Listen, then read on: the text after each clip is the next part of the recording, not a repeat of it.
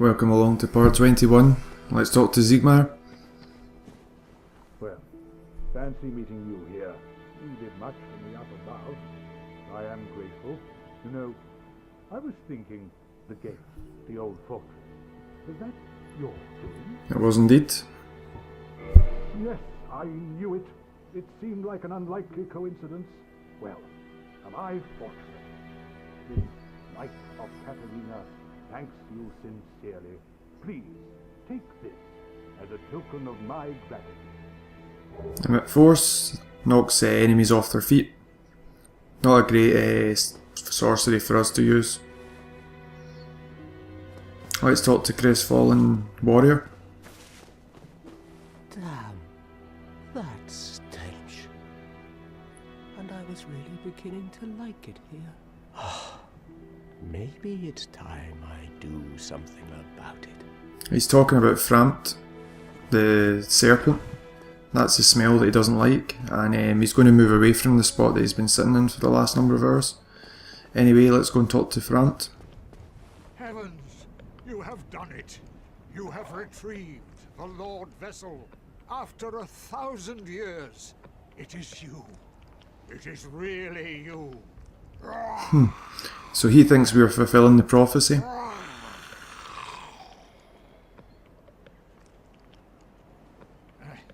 Forgive me. I really should calm down. Now, let us take that vessel on a journey. I assume that you are ready. Now, be still.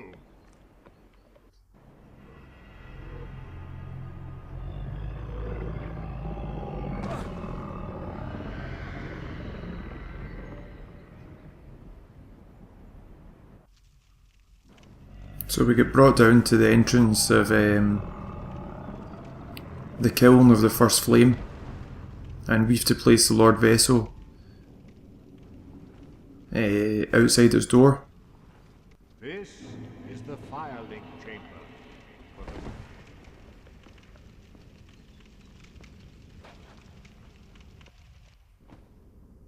So it's interesting that placing this vessel has effects in Lordran. It actually opens up a series of gates.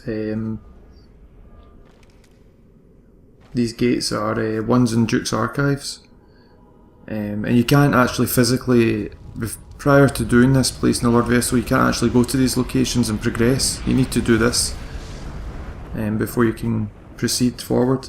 And it's Duke's archives, the Demon Ruins, part of the Demon Ruins, and Tomb of the Giants. So these are the gates opening now. Duke Archives. And that's supposed to be Demon Ruins, I think. Or Tomb of the Giants. But yeah, what's interesting is that, you know, why Frampt needs... We've got no Lord Souls to offer yet, and you have to go and defeat either Nito, the Bed of Chaos, 4 Kings, and Seif the Scaleless. So that's the 4 Lord Souls you need. And it's interesting that you need to place this vessel. Very well. As Kingseeker, I shall now instruct you, the Lord's successor, in your next task. To achieve your fate, fill the vessel with powerful souls, commensurate to the great soul of Gwyn. Scarce few possess such brilliant souls.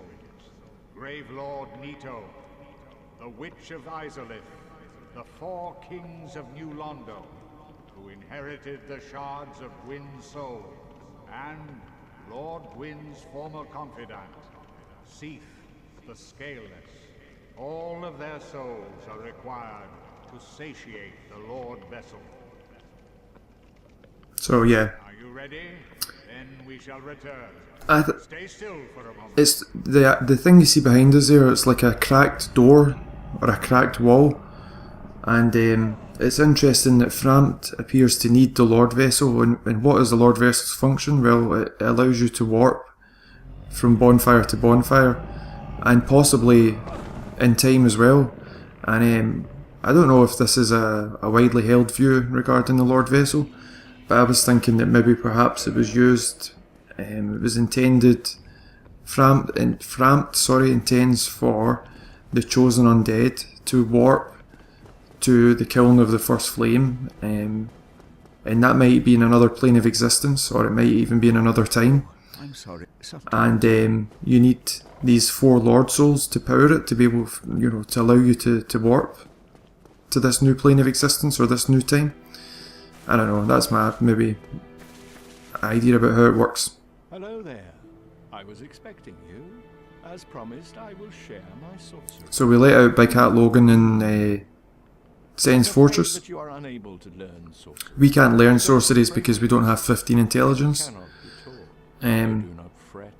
Life isn't all about sorcery. But what will happen next is, if you have 15 intelligence, he's like the main sorcery trainer in this game.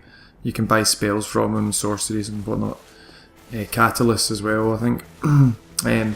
But what will happen next, now that we've placed the Lord Vessel, he'll actually get up and move and continue on his quest. And his quest is to reach the Duke's archives to find out the father of all sorceries, according to him. So he'll be gone by the time we go. And you notice there that the Crestfallen Warrior's gone. He's gone now. We defeated Lautrec, and we can now revive the Firekeeper. Thank you. I am Anastasia of Astora. Now I can continue my duty as a keeper. But I only hope that my impure tongue does not offend. Impure tongue is important.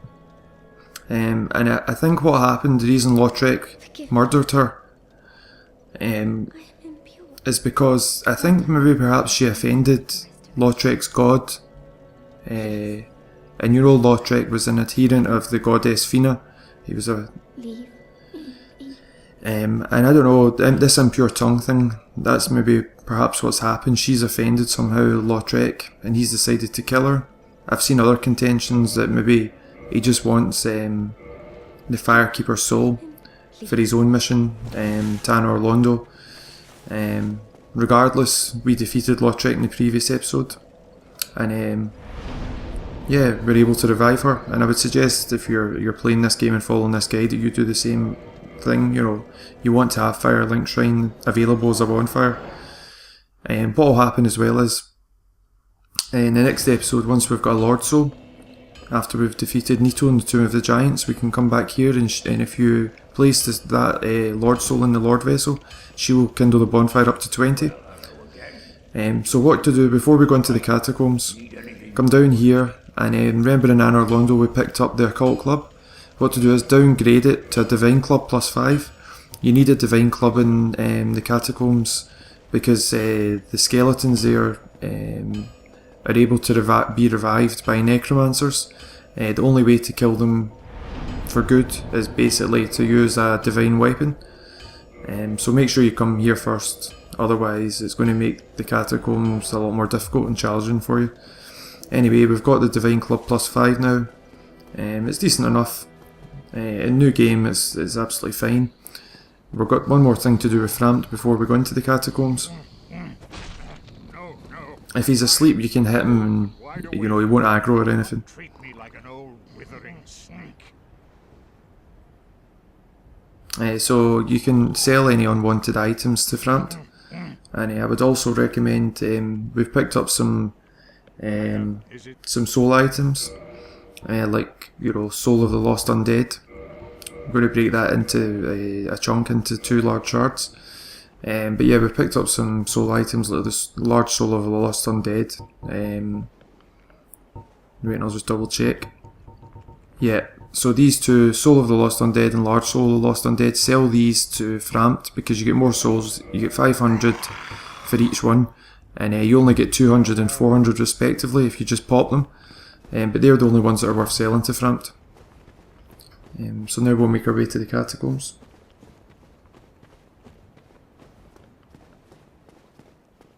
It's not a particularly challenging area. There are some annoying enemies in it, and some annoying features of the level design. but really, in terms of the challenge the enemies present, it's not a massive jump up from what you've experienced so far. We pick up quite a useless shield at this point, the Caduceus round shield. I suppose it could be decent if you're starting off and you're a starting class that doesn't have a particularly good shield, if any shield at all. So to get to the Catacombs, you just come down here and just defeat all these guys. So like I was saying about the necromancers are responsible for reviving the skeletons, and each necromancer has about like 5 or 6 skeletons that they kind of look after. And what you want to do is you want to take a necromancer out first, because once you've taken the necromancer out, you know, the skeletons he was in charge of or looked after don't revive. Anyway, this is the entrance, and you see we've got a new enemy type here. These floating skulls are called wisps, and you can't attack them directly. You've just got to bait them into their AoE attack. They've got an AoE attack that is quite annoying. That's it there. The AoE attack can actually damage the skeletons, but if it kills them and the necromancer's still alive, they'll revive. You still need a divine weapon, assuming the necromancer's still alive, to kill them. And so yeah, these guys have a chance to drop the shield that you've just seen, which is again very similar to the Caduceus shield, the scimitar, and the falchion, which is what he's holding, and I think the short bow as well. I think I've received that from them a couple of times. These statues, you see some of these will spikes protrude from them as you pass them. These ones don't, but these are all in they're all associated with Pinwheel, who's the area boss of the Catacombs. And you'll see, if you look at these statues, they've actually got faces of like a face of a mother and the face of a child, and these are masks that you can pick up later in the game. And these masks have different effects, like the mask of the father increases equip load, the mask of the mother increases health, overall health, and that might be the mask of the child. Anyway, first necromancer in the game is this one. You can see they've got like a torch, it's called a skull lantern, and they can fire a ranged attack from it. You can use a shield with high fire resistance if you want, but it's unnecessary. I mean, these guys are easy to take out. Light the bonfire. I like the wee attention to detail in this room. You can see the wee bugs actually moving up the wall. Repair your weapons, upgrade your character if you need to do that. There's a series of switches in this level. You can see one to our left there, and these switches either open things like hidden passageways, or they turn bridges that are inaccessible due to spikes. So yeah, there's a series of puzzles in this level, but they're very rudimentary and straightforward. So you just push this forward.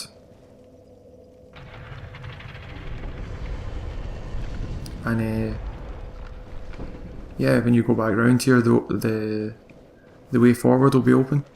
These guys will obviously respawn. This isn't the same as them reviving, this is them just respawning because we've rested at the bonfire.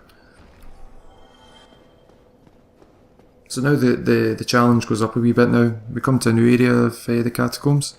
There'll be a necromancer over to our right there.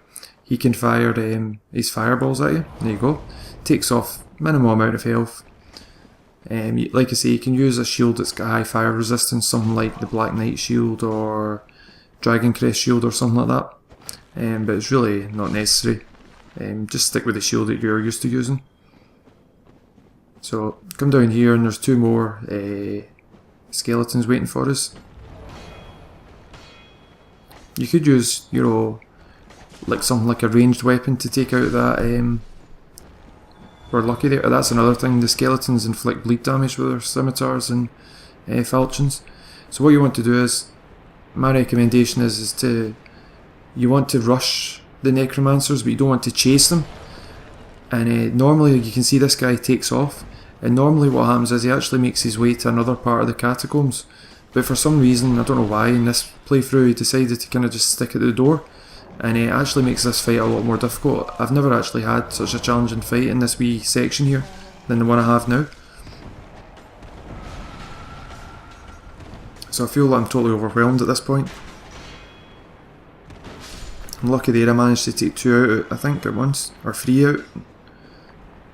So that was very, 2, so that was very fortunate. He's got no health, it could have been 3. I don't think I've ever taken 3 enemies out in this game at once. So yeah, it's like a challenging wee area, but he made it more challenging because he stood around there. Normally, like I say, he runs away. But don't chase after him, I wouldn't recommend doing that.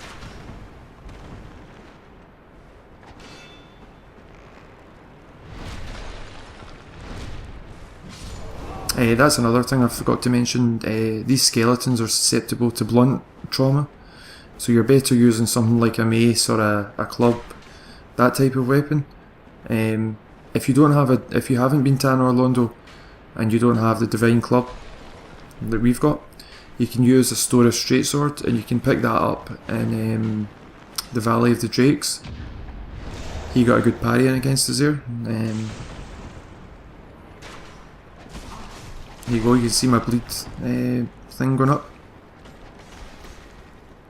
I'm making this look much more difficult than it really is. It makes it look like a hellish kind of area, but yeah, I'm just not fighting very well, and I'm kind of in an unusual situation here with the Necromancer. Well, he's gone now, I can't use him as an excuse at this point.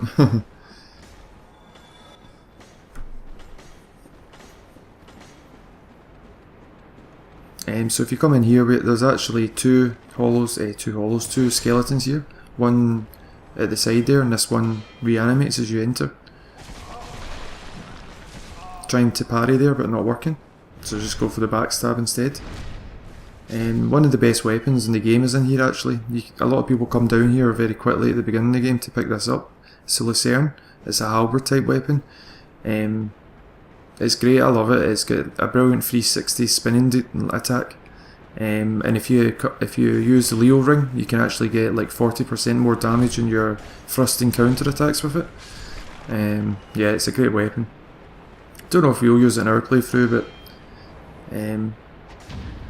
I definitely recommend if you're into multiple playthroughs to give that weapon a try at some point. Okay, so we go down here to the left, and we've got the archer. We're still to take care of him, and we'll also have a necromancer to take care of. I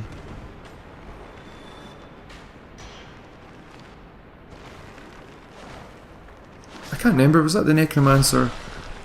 There we go, we got a humanity there. I don't know if you noticed the big thick black blob that came towards us. Normally it's just a white wisp that comes towards you when you take somebody's souls, but the black signifies that you get humanity, and that happens when you've like gone so long without a death or whatever. There you go, you can see this bridge is inaccessible due to spikes. There's a necromancer over there and two other skeletons. We have to go down this treacherous path, and these do that. These statues spite you. You've got these wisps as well to deal with. Thankfully the wisp did most of the work there for us. Took out most of that skeleton's health.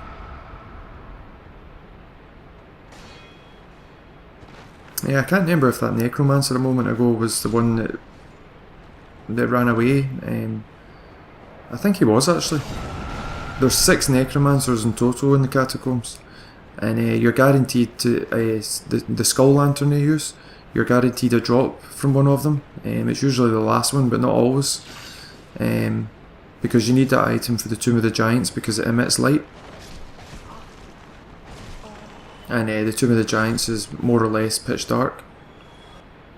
So you need to come over here, and you need to switch the switch. You need to use the switch to turn the bridge, and if you look at the bridge you'll see it turns.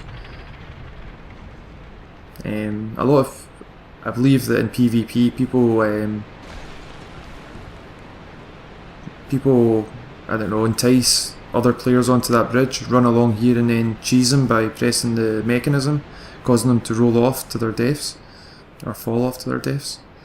That item I picked up there, sometimes it's recommended to leave that there, and the reason is because it gives people a quick way to recognise, you can actually fall down from an area to that soul item, and some people recommend just leaving it there so that you know where you are, but yeah, I don't need to. I'm trying to pull, I don't want to deal with all three of them at once, so I'm going to go for, I should have really had my bow equipped at this point anyway, and I want to pull these guys one at a time. Not the necromancer, I'll just leave him over there, but the skeletons I definitely want to deal with on their own.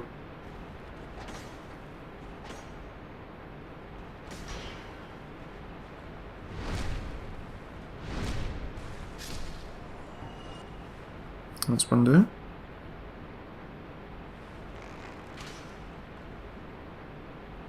They're creepy looking characters, the necromancers. You can see the aggro from quite far as well, actually. So he jumped off, so that was handy.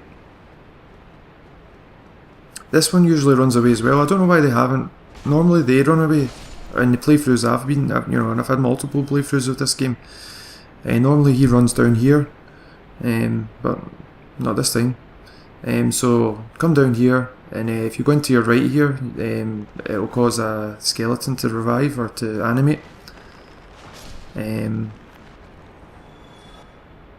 you just want to kind of make your way down this wee spirally pathway. You want to go into the right here as well, and there's an item, and there's a spiked statue as well, so hold your shield up. But it's a good soul item, at least a couple of thousand souls there. I think that's the case. If I'm wrong, please correct me. The jumping attack, as you can see, is totally deadly to these guys. It takes them out like your own, one-shots them. This wee room, before we go down there, and you can see there's like a wee kind of like door there. It looks like the kind of door you could activate maybe, and that is the case actually, so we'll do that in a minute. But this room here, this is quite a dangerous room. Don't go too far into the room because it'll cause all the skeletons to activate. There's 3 skeletons in here. There's one up to our right now as well, this one. So yeah, don't go too far into the room, and make sure your health's topped up before you come in here. Hold your shield up as well, because these two, I believe, they spike as you go past them, but not that time. So now what you want to do is you want to go down the path a wee bit further, but don't go down too quickly because there's 2 skeletons down here. You can actually get these guys to fall off the edge. There you go, that's one. Usually the second one doesn't, but the first one usually does. And there's a necromancer down here as well.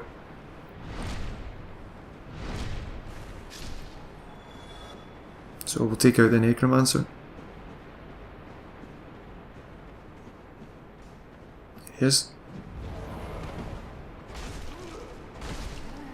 They don't have much health. I think it's only like 496 health points. You can see there's an item up there. There is a way to get to that. It's one of the best weapons in the game. But we'll go to that later. If you continue down that path, it comes to like an abrupt end, and it looks like it's got a perilous fall to your doom kind of thing. It's not. You can actually like safely roll down there, and there's a blacksmith down there, an important blacksmith, Famos, but we'll go to him later in the next episode. First of all, we're wanting the bonfire, so that's what we're going to do. So the bonfire is this way. You can see there's another bridge here with spikes on it, and you can see to your right there's some ladders there. That's how you activate that bridge, and if you look there, there's an illusory wall.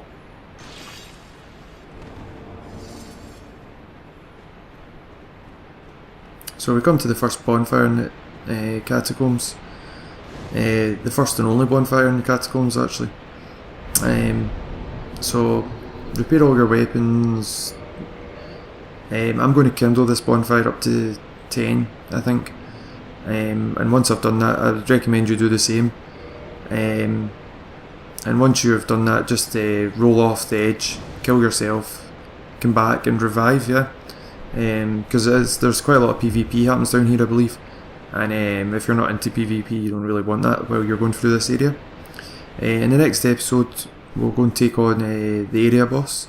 We've got quite a few things to finish up actually. There's quite a lot more to do in the Catacombs before we do that. But that's the ultimate goal of the next episode. And you can see I've already uploaded the Tomb of the Giants. So I apologise for doing it out of sequence, but it was as a favour to somebody on a forum. Anyway, press the switch and or push the switch, and the bridge will open. And yeah, that's basically everything covered in this episode, and I hope it helped. And look forward to you in the next episode. Thanks.